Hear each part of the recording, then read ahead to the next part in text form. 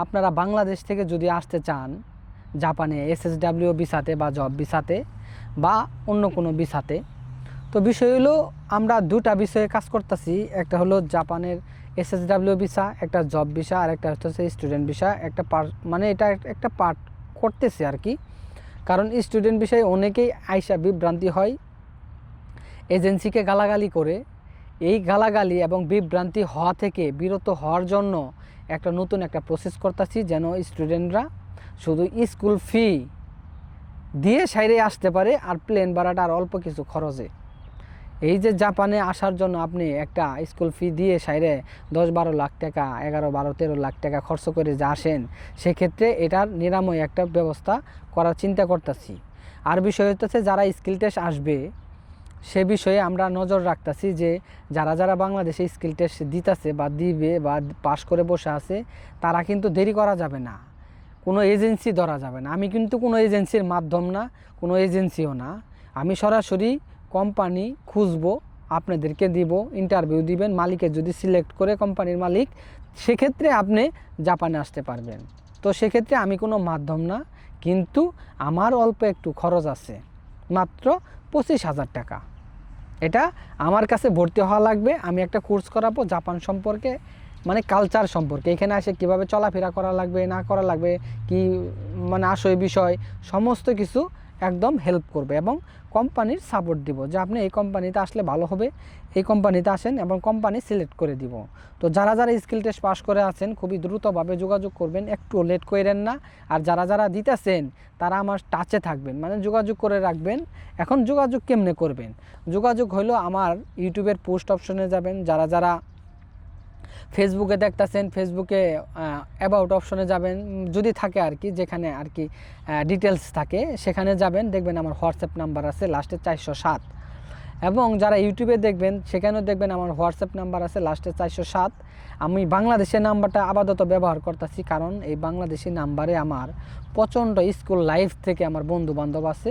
সেক্ষেত্রে আমি যেহেতু জাপানে আসছি, আমার মোবাইল একটা, তো সেক্ষেত্রে আমি জাপানি নাম্বারটা ইউজ করতে পারতেছি না, কারণ আমাদের যোগাযোগটা বিচ্ছিন্ন হয়ে যাবে।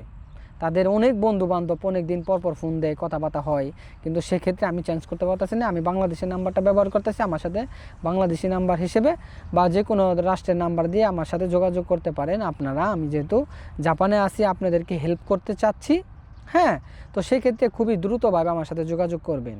আর বিষয় হলো যারা জাপানে আছেন অনেকেই মনে করেন, আমি একটা পোস্ট দিছিলাম, তো অনেকেই বিভ্রান্তি হয়েছেন যে বিষয়টা আসলে কিভাবে। দেখেন, বিষয়টা হলো আপনি জাপানে আছেন, কোনো কোম্পানি পাচ্ছেন না, যে কোম্পানিতে আছেন খুব কষ্টে আছেন, বা আপনার হার্ড ওয়ার্কিং করাচ্ছে বেতন পাচ্ছেন না ঠিকমতো, বা কম দিচ্ছে, বা আপনার যে পরিশ্রমটা করতেছেন সেটার মূল্যায়ন দিচ্ছে না। সেক্ষেত্রে আপনাকে হেল্প করার জন্য আমরা প্রস্তুত, আপনাকে ভালো কোম্পানি খুঁজে দেওয়ার জন্য প্রস্তুত। তো সেক্ষেত্রে আপনারা যদি আমার সাথে যোগাযোগ করেন, আপনারা যে সেক্টরে পাস করেন না কেন, সেক্ষেত্রে আপনাদেরকে আমি সাপোর্ট করার বা হেল্প করার চেষ্টা করব। হ্যাঁ, খুব অল্প সময়ে আপনাকে একটা কোম্পানি দেওয়ার ব্যবস্থা করব, যেখানে আপনার ভালো হয়। আপনি রিসার্চ করবেন, আপনাকে কোম্পানির সমস্ত ডিটেলস দেব, যে এটা কোম্পানি বেতন কত, বছরে বোনাস আছে কি না, কীভাবে বেতন পাবেন, হ্যাঁ, মানে কাজটা কি কাজ করবেন, কাজের একটা ধারণা দিব।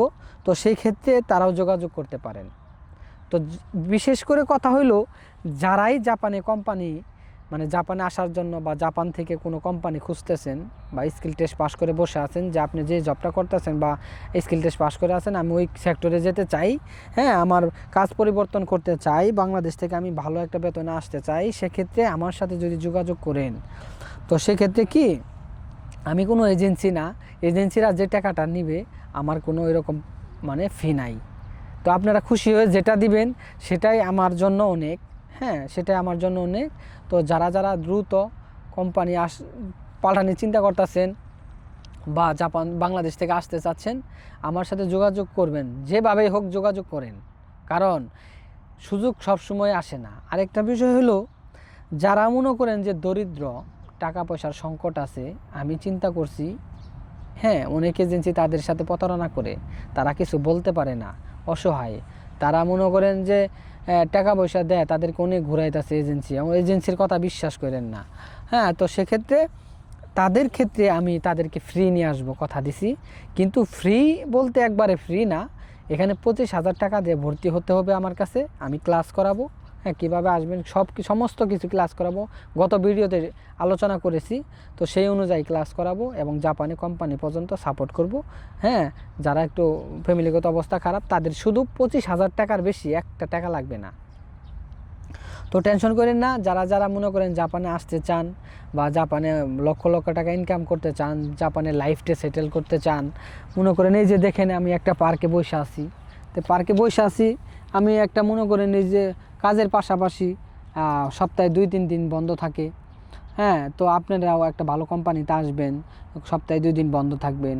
তো বিশেষ করে আমার কোম্পানিগুলো যেগুলো আপনাকে খুঁজে দেওয়ার চেষ্টা করব, মানে আমার কোম্পানি না, আমি খুঁজে দিব, আপনি যে কোম্পানি যে ক্যাটাগরিতে জব চাবেন সেক্ষেত্রে খুঁজে দিব।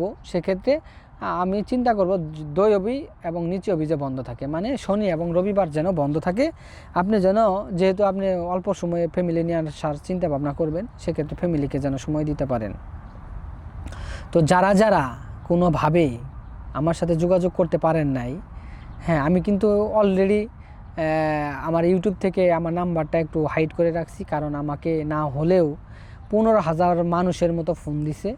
হ্যাঁ, মানে অনেক মানুষ অযথা ফোন দিছে। কেন দিছে? যে তারা জাপানের সম্পর্কে অনেক কিছু জানার পরেও আমাকে ফোন দিছে। কেন দিছে? মানে জাপান সম্পর্কে জানি না, আমার কাছে রিসার্চ করছে যে আমি আসলে সঠিক কিনা। হ্যাঁ, তারা আসলে বুঝতে পারছে আমি সঠিক কিনা, আমি জানি না। তো যতটুকু বোঝানোর চিন্তা করছি বুঝাইতে পারছি আমার মনে হয়। হ্যাঁ, তো সেটা হলো ওদের বিষয়। আর কথা হলো, আরেকটা বিষয় হলো, যারা যারা নতুন আসবেই না, হ্যাঁ, তারাও যোগাযোগ করছে। আমার কথা হলো মোটিভেশনটা নেন, জাপানে আসেন, লক্ষ লক্ষ টাকা ইনকাম করেন। ভাই একটা কথা বলি, বাংলাদেশে কেন কম বেতনে চাকরি করবেন? এই জাপানে তো সুন্দর রাষ্ট্র, আপনি কি বলবো, আমি আপনাকে একটু ঘুরাই দেখাই, দেখেন এত সুন্দর জায়গা যে মানুষ নাই। হ্যাঁ, যেখানে রহ জব আছে, মানুষ নাই, সুন্দর সুন্দর জায়গা আছে, বসে থাকার মানুষ নাই। আমি আপনাকে একটু দেখাইতেছি ঘুরে। তো এই যে দেখেন কয়টা মানুষ পাবেন, দেখছেন পার্ক।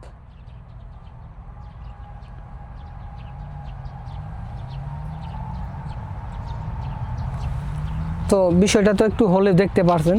তো আমি একটু ঘুরে দেখাইলাম আর কি, যেহেতু আমি একা একাই ভিডিও করি, সেক্ষেত্রে তো আমি ওইভাবে দেখাইতে পারি না, বা হাইটে আমি ভিডিও করি না, তো একটু দেখাইলাম। তো যাই হোক, যারা যারা জাপানে আসবেন, ভালো একটা জব খুঁজতেছেন, কোনোভাবেই বুঝতেছেন না বা পাইতেছেন না, অনেক কমিয়ার সাথে যোগাযোগ করছেন, অনেক এজেন্সির সাথে যোগাযোগ করছেন, অনেক টাকা চায় বসে। হ্যাঁ, যারা যারা টাকা আর দেওয়ার মতো সমর্থ নাই, তারা যোগাযোগ করবেন। ফ্রিতে আসবেন কিভাবে সেটা আমি প্রসেস দেখাই দিব, কোম্পানি পর্যন্ত হেল্প করতে পারবো ইনশাল্লাহ। তো যোগাযোগ করবেন। তো যাই হোক, যদি কেউ যোগাযোগ করার ইচ্ছা থাকে, আমার ইউটিউবের পোস্ট অপশন আছে, আমার ইউটিউবের পোস্ট অপশনে গেলে আপনি দেখবেন আমার হোয়াটসঅ্যাপ নাম্বার আছে। একটু স্ক্রল করে উপরে নিচে নামবেন, আমার অনেক পিকচার আপলোড করা আছে।